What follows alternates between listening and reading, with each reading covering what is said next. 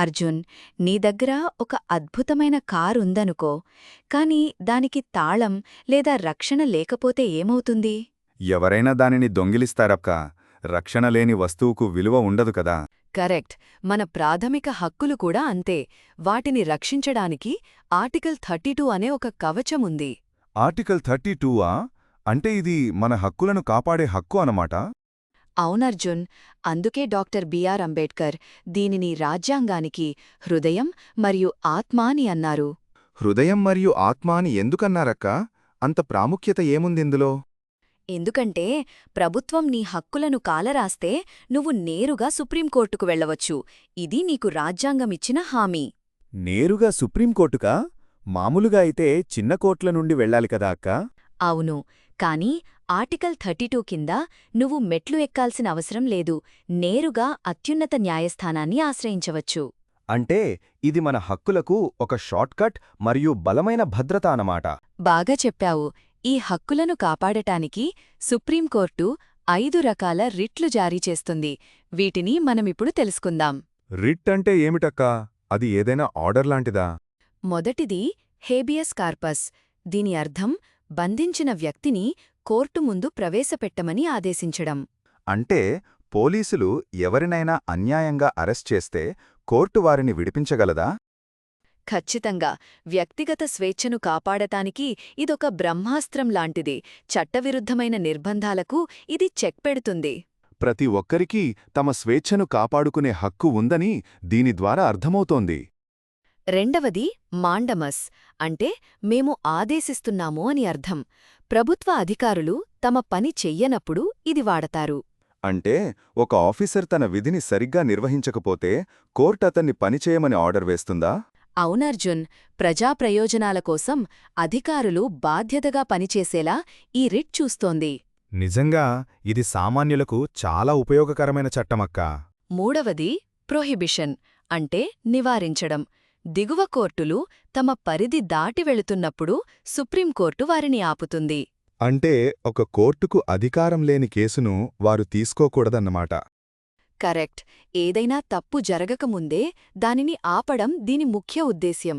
అందుకే దీనిని ప్రివెంటివ్ అంటారు. తప్పు జరగకముందే ఆపడం మేలు కదా. నాలుగవది ఏమిటక్కా? నాలుగవది సర్టియోరరీ. దిగువ కోర్టు ఇచ్చిన తీర్పులో తప్పులుంటే దానిని రద్దు చేసి పైకోర్టు ఆ కేసును పరిశీలిస్తుంది.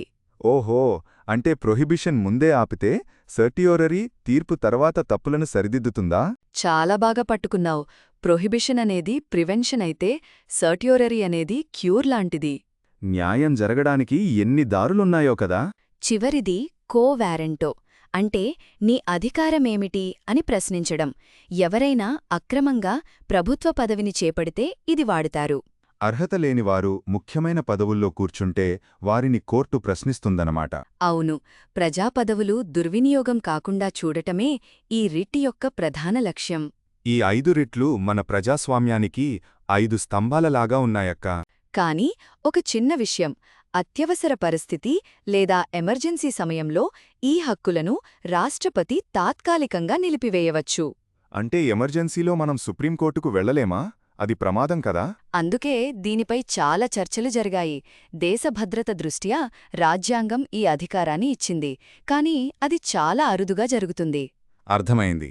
సాధారణ సమయంలో మాత్రం ఆర్టికల్ 32 మనకు అండగా ఉంటుంది. అక్కా, పేదవారికి లేదా చదువుకోని వారికి తమ హక్కుల గురించి తెలియకపోతే వారికి న్యాయం ఎలా జరుగుతుంది? మంచి ప్రశ్న. ఇక్కడే పిల్ లేదా పబ్లిక్ ఇంట్రెస్ట్ లిటిగేషన్ అనే కాన్సెప్ట్ వస్తుంది. బాధిత వ్యక్తే కాదు, వారి తరపున ఎవరైనా సుప్రీంకోర్టుకు లేఖ రాసినా కోర్టు దానిని కేసుగా స్వీకరిస్తుంది. వావ్! అంటే సమాజం కోసం ఎవరైనా న్యాయం పోరాటం చేయవచ్చన్నమాట. అంతేకాదు అర్జున్, ఆర్టికల్ 226 ప్రకారం మనం హైకోర్టుకు కూడా వెళ్లవచ్చు. కాని ఆర్టికల్ 32 అనేది స్వయంగా ఒక ప్రాథమిక హక్కు. అంటే సుప్రీంకోర్టుకు వెళ్లడం మన హక్కు, హైకోర్టుకు వెళ్లడం ఒక చట్టపరమైన మార్గం. నిజంగా ఆర్టికల్ 32 లేకపోతే మిగిలిన హక్కులన్నీ కేవలం కాగితాలమీద రాతలుగానే మిగిలిపోతాయి. నిజమే అక్కా. అందుకే దీనిని రాజ్యాంగ పరిహారపు హక్కు అని అంటారు కదా. మనం నేర్చుకున్న 5 రెట్లు గుర్తున్నాయా? హేబియస్ కార్పస్, మాండమస్, ప్రొహిబిషన్, సర్ట్యూరరీ మరియు కోవారెంటో. గుర్తున్నాయక్కా, ఇవి మన ప్రజాస్వామ్యాన్ని కాపాడే 5 ఆయుధాలు. ఈరోజు ఆర్టికల్ 32 గురించి చాలా బాగా అర్థమైంది. మన రాజ్యాంగం ఎంత గొప్పదో ఇప్పుడు తెలుస్తోంది. సంతోషం అర్జున్. చట్టం పట్ల అవగాహన ఉండటం ప్రతి పౌరుడి బాధ్యత. గుర్తుంచుకో, నీ హక్కులకు ఎప్పుడు భంగం కలిగినా రాజ్యాంగం నీ వెంటే ఉంటుంది. ఖచ్చితంగా అక్కా, ఈ హక్కులను గౌరవిస్తాను మరియు అవసరమైనప్పుడు వాడుకుంటాను. ఈ జ్ఞానాన్ని నీ స్నేహితులతో కూడా పంచుకో. అందరూ తమ హక్కుల గురించి తెలుసుకోవాలి. తప్పకుండా అక్కా, రేపు స్కూల్లో అందరికీ దీని గురించి వివరిస్తాను.